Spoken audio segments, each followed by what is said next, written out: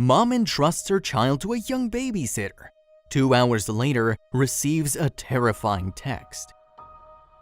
Hello everyone, and welcome back to Topics. Today's story will keep you glued to the screen until the end and tells us about the incredible courage and resourcefulness of a little girl. Before you start, remember to like this video, subscribe to our channel, and click on the notification bell for more incredible videos. Savannah was shaking, staring at the door with her eyes barred, praying that he wouldn't try to open it.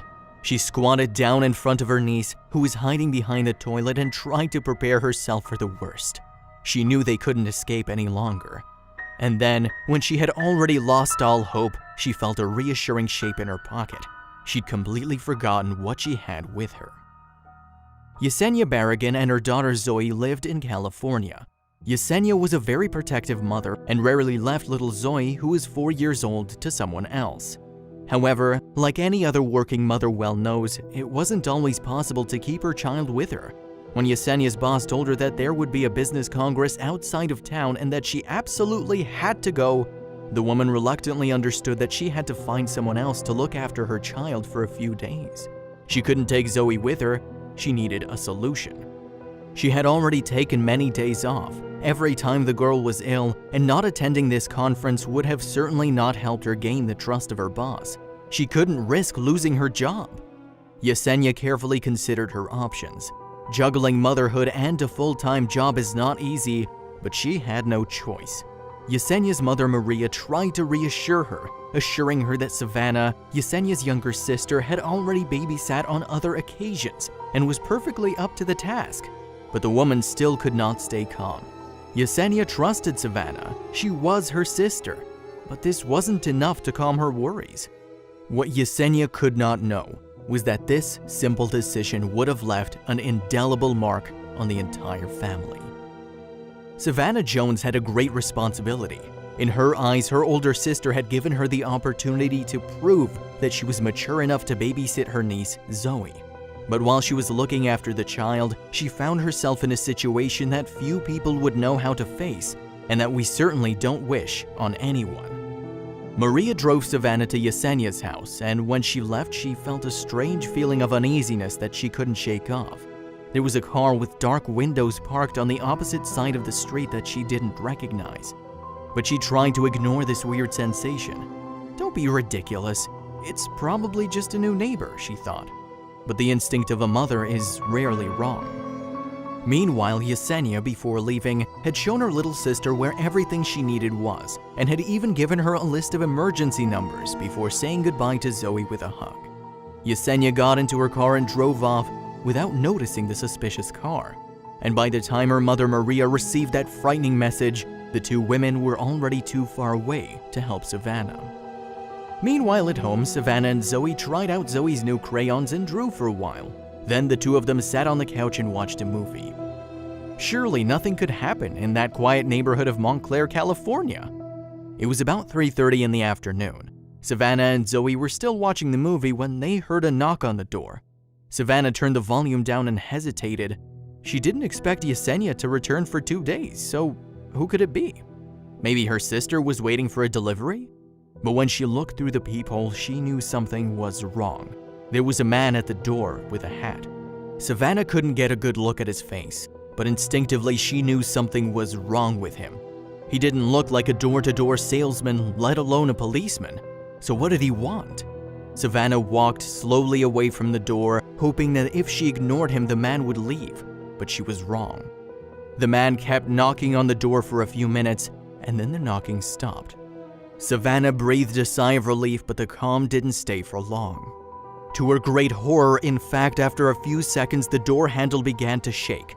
Whomever that person was, he wanted to get in and wouldn't give up. Fortunately, the door was locked. The man started knocking again and then even shouted, "Is someone in?"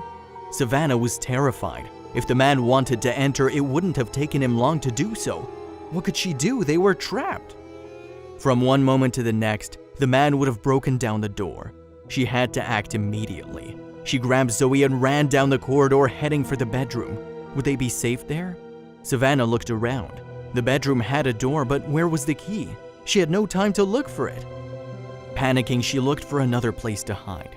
When she saw the bathroom door, without hesitation, she took her niece and ran inside, closing the door behind her. As soon as she turned the key in the lock, she heard a sound that made her blood freeze.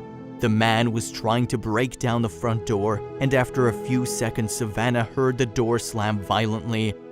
He had succeeded. Then, trying to stay calm, she made up her mind and told Zoe that they were playing a game of silence. It was difficult not to show the girl how scared she was, but it was indispensable. They couldn't risk being hurt. Savannah now felt the man inside the house, and his heavy steps came closer, first in the hallway and then in the bedroom. She told Zoe to hide behind the toilet and crouch down in front of her, preparing for the inevitable.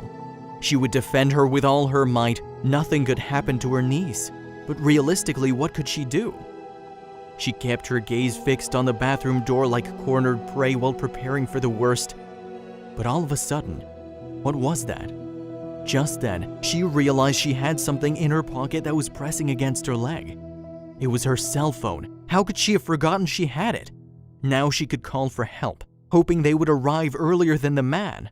Not wanting to be heard by the intruder, instead of making a phone call, she sent a message to her mother. Her fingers were shaking so much that the first message was illegible, but on the second attempt she managed to write, "There's someone in the house! Call someone!" While she was waiting for her mother's answer, she heard the man walking around the house, opening the doors and rummaging through the closets. When Maria received her daughter's message, she couldn't help but shiver. She was too far away to do anything herself, but she immediately called the police and a neighbor, begging him to hurry there. Meanwhile, the girls waited in silence. They heard the man looting the house, and Savannah prayed that he wouldn't try to get into their hiding place. "I kept staring at the door, hoping he wouldn't try to open it," she said. Then, after a wait of a few minutes that seemed endless to her, the little girl received an answer from her mother. The neighbor was coming, and in fact, a few minutes later, Savannah heard another man's voice shouting in the house. The intruder, frightened, rushed down the corridor and ran away before disappearing like a ghost. The Montclair police officers, including the dog unit, conducted an extensive search for the intruder, but unfortunately, they were unable to capture him. As soon as Maria and Yesenia arrived on the scene, they hugged the two little girls tightly. Obviously, Savannah's mother and sister were very proud of how she'd handled the situation. "She was very smart and brave," said Yesenia. "She couldn't have done better." But Savannah, understandably, is still in shock after this bad misadventure. Her main concern is that the man, not having been tracked down by the police, is still out there. Today, Savannah Jones is working with her family to elaborate on what happened on that fateful day. In an interview, she said she is still experiencing a series of conflicting emotions. Relief, of course, but also anxiety, knowing the man is still out there. She helped the police draw an identikit of the intruder, and the search is still ongoing. Montclair police are still looking for him, but hopefully he won't be so reckless to visit the same house again. The story of Savannah is a precious lesson for every babysitter left with a great responsibility of looking after children in the house. You must always keep your phone with you, do not open the door to strangers, and in emergency situations, keep calm to find the best way to keep yourself and the children safe.